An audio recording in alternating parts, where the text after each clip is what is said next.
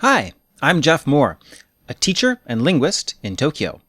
I want to teach you about the sounds of English. In the last lesson, I explained how voicing changes the rhythm of English. Today, I'll tell you about the English t sound and how it can change in different situations. First, a little basic phonology. Phonology is a field of linguistics. We study the sound grammar of languages. A phoneme is the idea of a sound. People who speak the same language agree this is a sound in our language.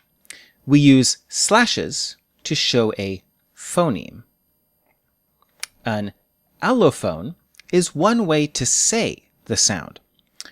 For example, when I say ra, I can say it ra, or la. And Japanese people will usually agree that is ra.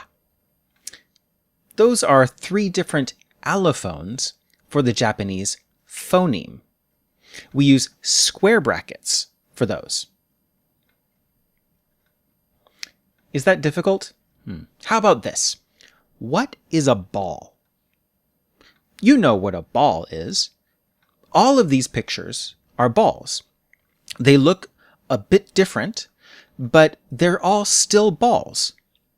They're all allophones for the phoneme ball, kind of. The t sound changes a lot.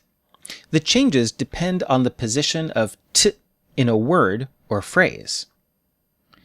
At the start of a phrase, t usually sounds like t.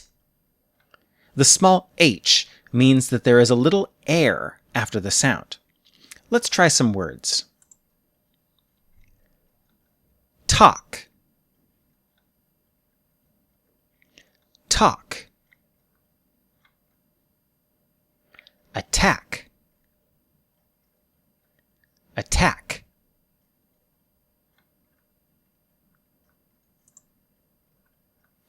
When t comes after an s, a s, or an f, it loses that extra air.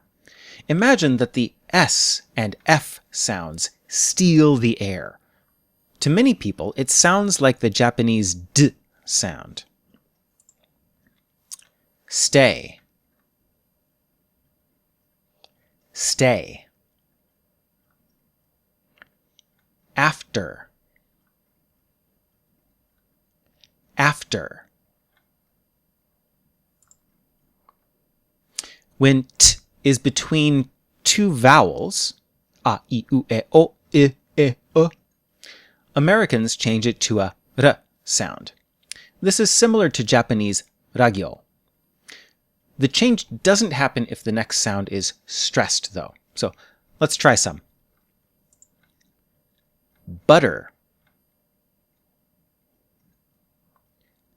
Butter. Water. Water. But this one's different. Fatigue. Fatigue. Teague is strong, so it says t, t. In some parts of Britain, when t is between two vowels, it changes to a sound. This sound is like stopping your voice fast, like small ts in Japanese. This is more common with younger people. It still doesn't change when there's stress. I'm not British, but I'll try. Butter. Butter. Water. Water. But it doesn't change if there's stress, if it's strong. Fatigue. Fatigue. At the end of a word, we usually don't release the t sound. The tongue just stops. Let's try. Flat. Flat.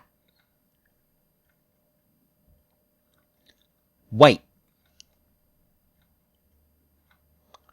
White. Try a coffee. Flat white. Flat white.